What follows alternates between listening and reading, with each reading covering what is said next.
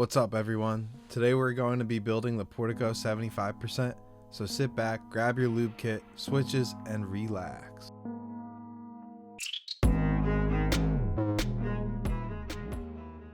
This is the Portico 75% by the Keycaps company. It comes with a USB Type-C cable,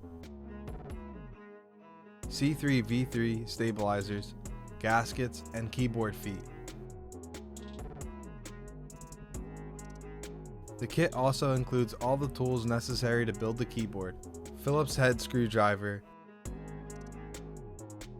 tweezers,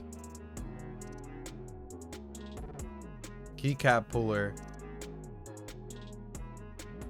and a switch puller.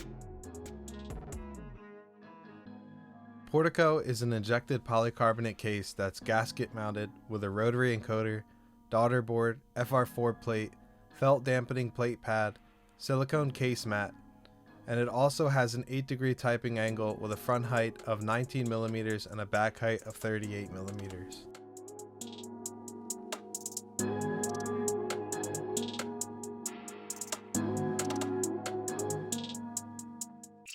First, we are going to take out all 9 case screws out of the bottom of the case. Next, uninstall the rotary encoder to get to the plate. You'll need an Allen key to remove the rotary encoder knob. Next, take off all the screws supporting by standoffs, sandwiching the plate and PCB together. This is the felt dampener pad that lays in between the PCB and FR4 plate. This unit has a hot swap PCB, so no worries about soldering if you are a beginner. The 8 tabs you see here are mounting tabs that the plate rests on in the case. These are the locations you will be installing the gaskets on later in the build.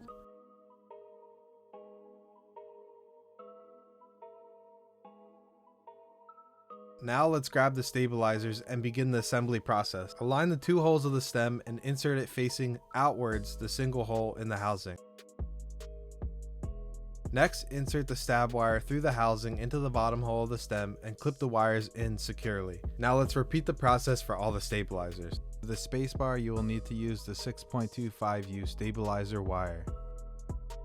After this, we're going to use the washers and screws included in the stabilizer kit to secure the stabilizers to the PCB. The washers help prevent any shorting the screw may cause by contacting or bridging any pads underneath the PCB. Better to be safe than sorry later.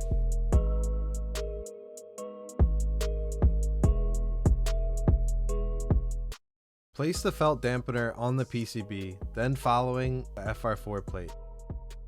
Place your gaskets accordingly on the top and bottoms of the FR4 plate. We are not using the standoffs in this build as it could affect the typing feel by making it more stiff. Be careful not to pull out all of your switches at once, as this will result in the PCB falling into the bottom of the case and you'll have to open the bottom of the case again, which could be a pain. For this build, we are going to be using SP Star OG marble soda switches, carried on the Keycaps company's website. This is a 55-gram linear polycarb housing with a palm stem. Pop in all of your switches and make sure they sit properly into the hot swap socket.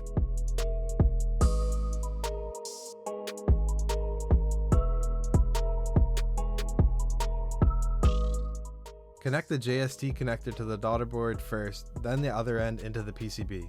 This I found to be the easiest way. Screw in the daughter board with 2 screws and push forward while tightening. This will ensure the USB port sits closer to the front of the case, allowing cables with a big USB jacket to work.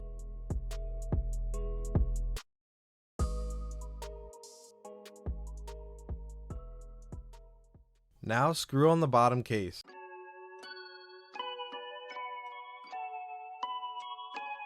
This PCB is compatible with QMK and VIA software. For today, we are going to be using VIA since its interface is more user-friendly. VIA allows for full key mapping, layers, control of RGB effects, simple macro creation, and more.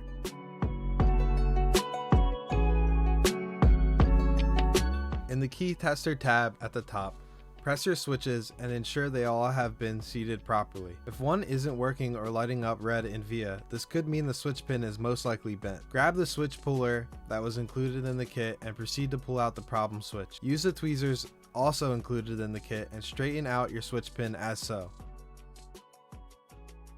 For this build, we're going to be using the set called Infinity Comfy. a set previously offered by TKC. This is a PBT die sub cherry profile kit that's MX compatible and was designed by Ghost Girl. Proceed to put your keycaps of choice. If you make a mistake, use the keycap puller that was included inside the kit.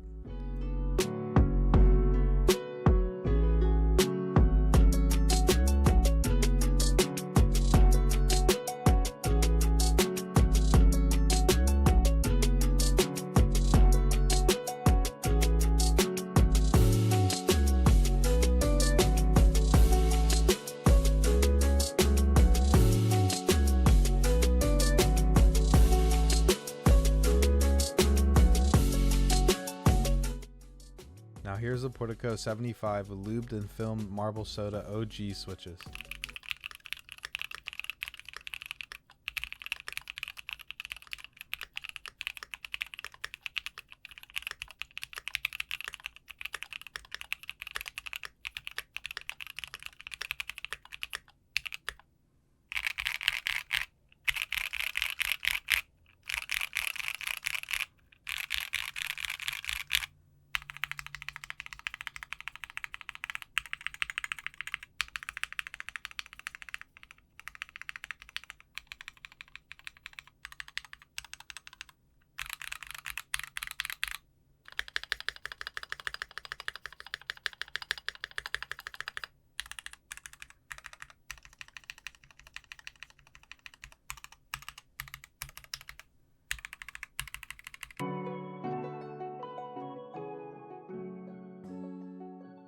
I hope you enjoyed the video, and I will leave all the product links down in the description.